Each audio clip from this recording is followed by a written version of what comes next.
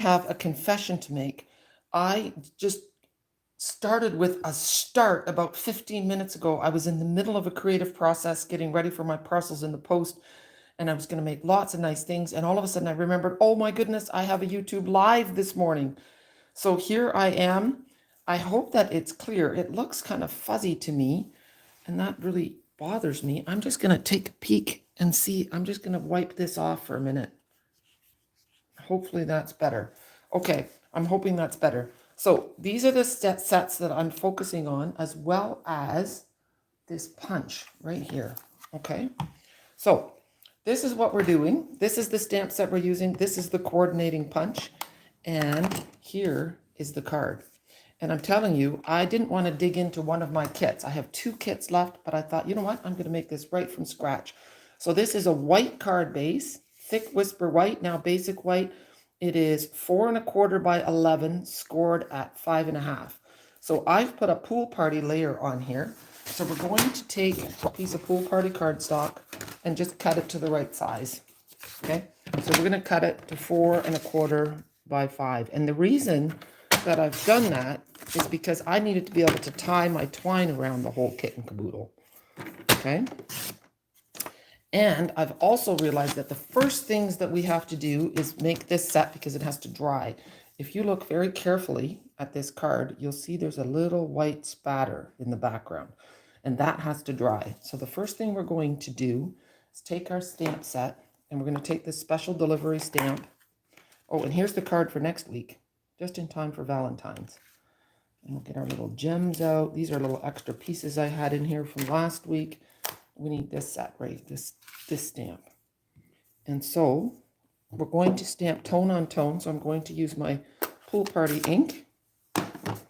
And we're going to stamp one at the top and one down here near the bottom. You want to make sure that your special delivery, that your words are going the right way. Now, the next thing we're going to do is a little trick. I'm going to take a clear block, some white craft refill. I'm going to take our white craft ink, give it a little squeeze. I need to get a new one, I think. This one is, there we go. Just a little bit like so. Then we're going to take an aqua pen, a water pen, which I laid ready. Here it is. These are our new water pens. They're bigger, and one comes with a flat tip as well. So that just pulls straight off, and you just want to make sure it's wet. And once it's going, I just want to dilute this a little bit. There, make it nice just so that it's like cream. And then, move that aside, we're going to tap it. See? And then we get some nice little white spatters. Not too much, just a subtle background. Gives it a little bit of a vintagey feel. So we're just going to put that out of the way. I'll clean this later under a tap, rinse it off. But in the meantime, put it away. And we'll put this away so that it dries, because if you touch this now, it's going to smear. But do you see how nice those little white speckles are? I think it's really nice anyway. All right, put that in a safe place. Frog in my throat. Now we are going to make these white pieces. And I don't have a scrap of white. So I've got a brand new sheet of Whisper White. And we're going to stamp a few things. I'm going to put this card up where I can see it. And we'll start with the pool party ink since I have it open. And we want this stamp right here. So there's 3 that we're going to use. This one, and this one, and this one at the end. Okay, oh, that's got a little heart stuck to it. All right. Going to use the same block. Here we go. My blocks need a cleaning, as you can see. Tap, tap, tap. And then I'm going to do it right at the bottom of my paper, so I'm not wasting anything. Now that looks slightly greenish. I'm going to do one more. I think that I had it, I did not clean this stamp when I put it away. That is a bad thing to do. There, that's better. See the difference in color? This was the dirty one, and this is the right color. You want to make sure you have nice colors. So I'm going to actually clean that before I stamp again. And I'm going to do one in So Saffron as well. Okay, let's have a look. How are you guys doing today? Hello, Andrea. Hello, Letha. It's nice to see you guys popping on. I'm wondering next time if I should just chat a little while before I actually get started with my stamping. But you guys can always go back. Just remember to clean your stamp when you're done, because especially with the rubber ones, you really can't tell if you've done that or not. So the last one I want to stamp is the one in Blushing Bride, and we're going to use the bird one. Okay, there we go. And then I'm going to have to find some clean sponges. I see that I sponged the edges of my punchies. Okay, so I'm hoping I left enough room. Let's find out. So now we're taking our, oh, I just got my finger in the So Saffron ink. So we're going to, see, and I actually stamped this the wrong way on my strip. It's easier to cut a strip of paper. And you know what? See how now I can't get at this one because I went the wrong way? I really wasn't thinking. Well, instead of stamping again, the trick around that is that you're going to just cut a strip, and then it will work. Just make sure you cut it wide enough. Let's see if this workaround will work for me. Oh, and we'll cut off the ugly one. Here. We don't want that one. All right. Now, let's see if this works. That's better. See, and you can change the angle if you want a little bit. So there's one.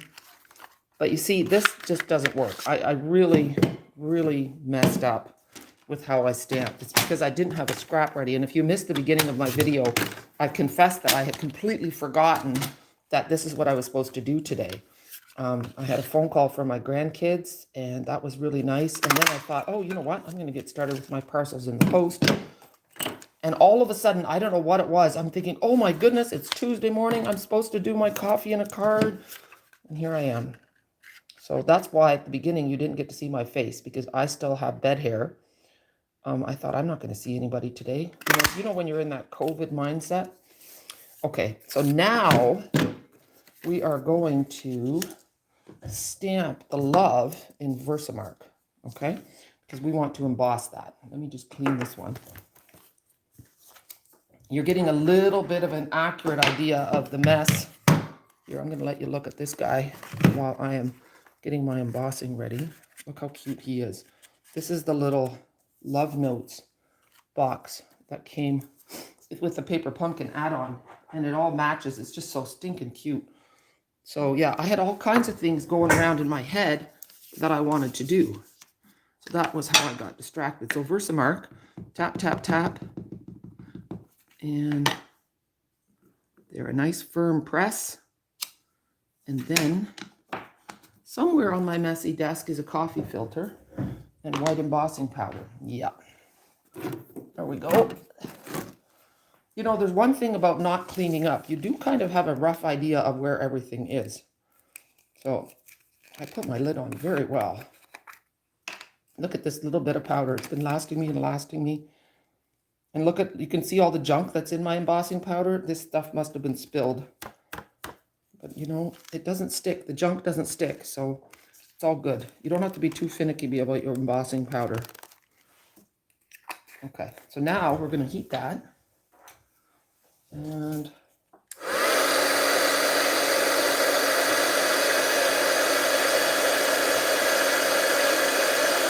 there it goes.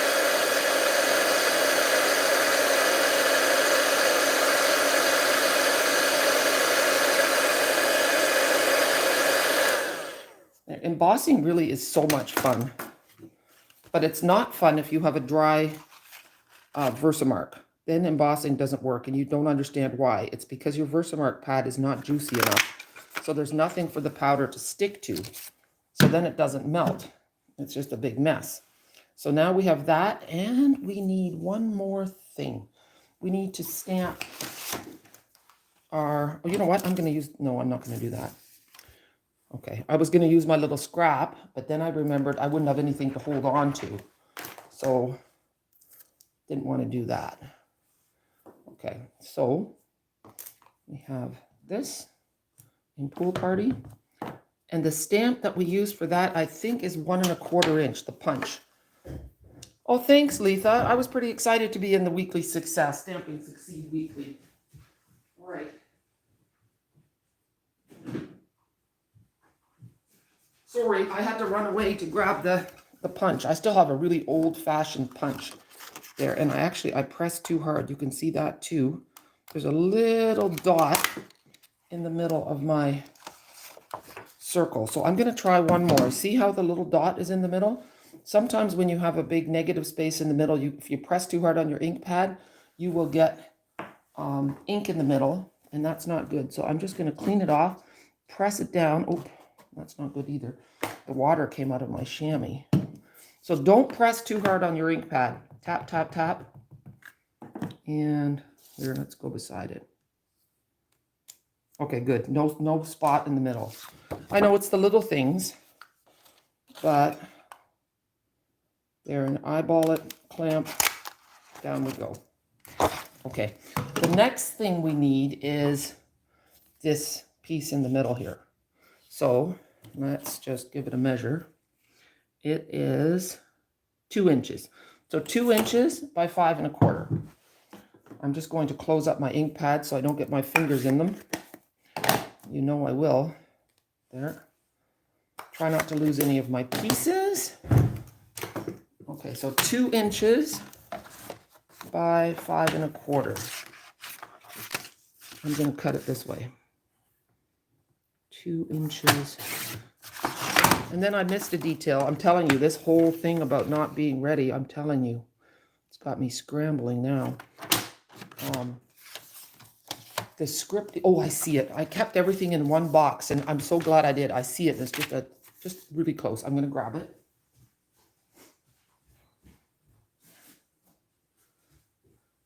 All right, I've got it. And the good thing about this all taking a little bit longer is that it will give my card base time to dry. So all those little white speckles will be gone. So you want to lay this in so that it's fairly straight. You don't want your words going crooked.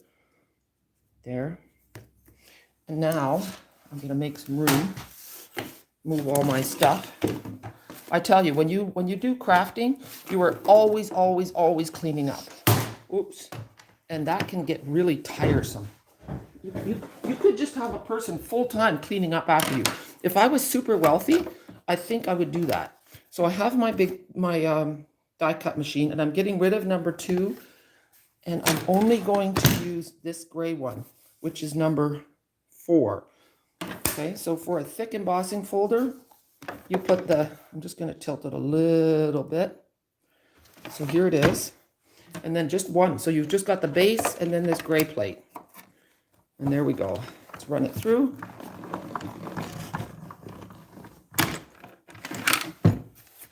And I learned how to make a wish list last night. And I forgot to put this on it, but isn't that cute? I love this folder. I really, really do. It's great for vintage cards. It really suits this whole posted for you. And now, what else do we need to do? You know what? I don't need this big shot anymore. All right. Awesome. Now we're going to put this card together. Let's have a look and see. I hope this is kind of dried. Well, we'll just play with it. I don't think it is, because these dots, I'm just going to touch one. Yeah, see, it's not quite dry, but we're going to make the best of it. So we're going to flip this over. I don't see my other adhesive, so I'm going to use my old snail just so that I don't make you wait. I might as well use it. This is the last one that I have. I just sold my last snail yesterday. Bye-bye, snail. Okay. And when you put this on, make sure your words are going the right way, that they're not upside down. So that's laying on here. I should have put it on my grid paper to make sure that it's straight. See, grid paper is good for that. Awesome. Okay, and now I'm going to put all my little pieces on. I have to do one more stamp. Okay, let's do that so this dries a little bit more. I have an extra strip of white. I always save my little strips and keep them in a little box. And let's get the stamp set out. I need just a note here, this one. And usually I use my Stamparatus, but I I'm feeling a little bit lazy. I don't want to get up. I'm just going to stamp this in Pool Party. So tap, tap, tap. And there, that's good.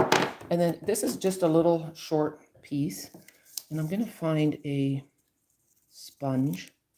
I cleaned all my sponges. My little granddaughter, who's 2.5, loves my sponges.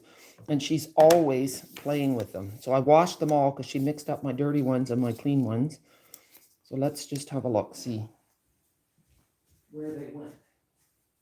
Oh. Okay, I have my sponges. And what we're going to do is we're going to vintage this thing up. So I always cut my sponges. Look at it, it's got my hair on it. Oh, goodness. Okay. I always cut my sponges into at least 6 or 8 wedges. I think 8. And they do stain, and you just wash them under the tap. You don't even have to use soap. So there's one. This always sounds like a bunch of mice scurrying and getting into things. There, I miss that sound in my stamp room of all the ladies sponging at the same time. There, and sometimes you don't see how much sponging you've done till you put it on a white background. So that's, see, and what I could do, so I've used this sponge with this side on for the Pool Party. I could take the other side and use it for the So Saffron, but I'm not going to. I don't feel like getting inky fingers. So here is the So Saffron. And when I was doing classes, or if I'm doing a lot of themed work in sponging, I'll just leave the sponge on my open ink pad so that I know which sponge goes with which color. And then I have a separate bucket where the dirty sponges go in. And then when I have a bunch of dirty sponges, they all get washed at once. So there's that one. And then I thought I had the Blushing Bride. I do have the Blushing Bride. Good. And this sponging just gives a whole different feel to the card. If you left it and didn't sponge, you just have a clean and crisp card, which is also nice. Okay. All right, all pieces have been sponged. I could sponge this one, but I'm going to leave it, I think. All right, so all pieces are sponged. Now we're going to go back to this, and we're going to get some dimensionals. I did lay those ready as well. Here we go. See, I'm not doing too badly considering my surprise at my own schedule. Okay, so I'm just going to put 2 on the back of this. And it's going to go kind of on an angle like this.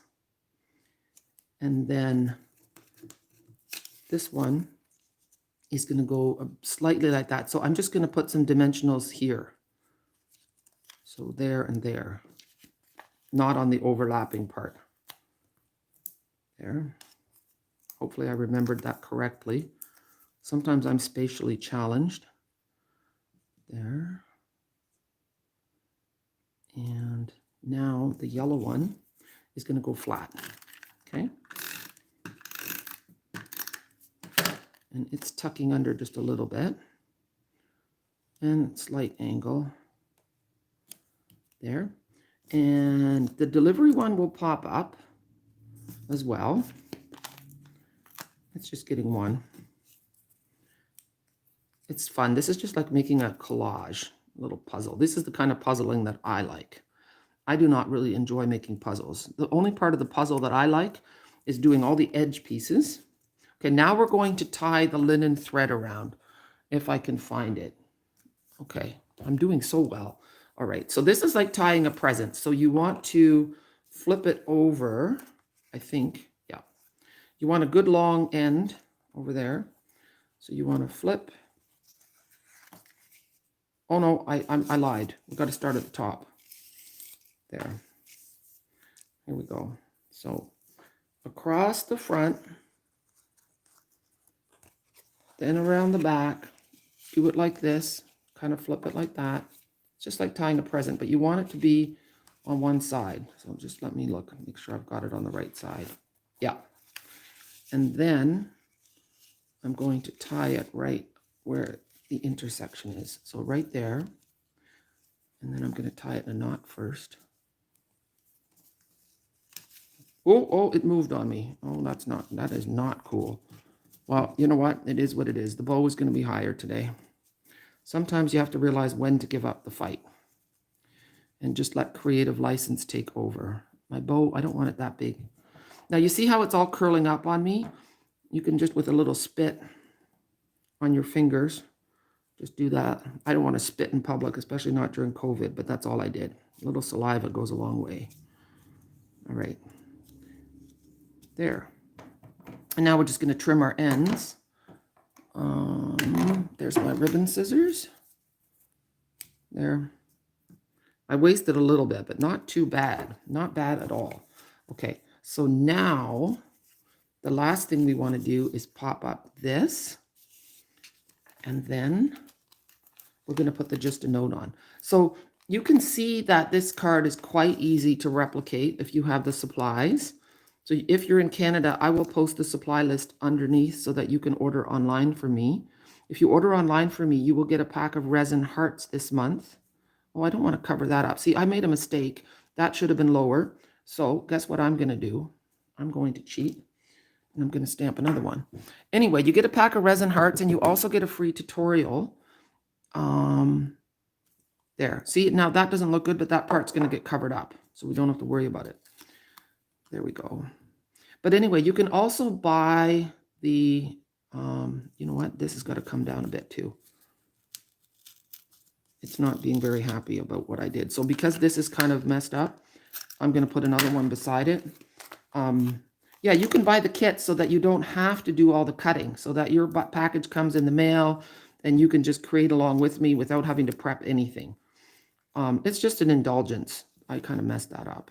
Oh, well. I want this to be a little bit lower. We'll maybe put a doodad there. There. That's nice. Okay. And now we're going to put this on our card front. I got talking and I got totally distracted. Here we go. And then this is going to go on here. And then the nice thing about doing that is then you have a white inside as well. So let's see. Well, I'm looking around for my, oh, no, for my good tape, but that's okay. We're going to use the old stuff. Use it up.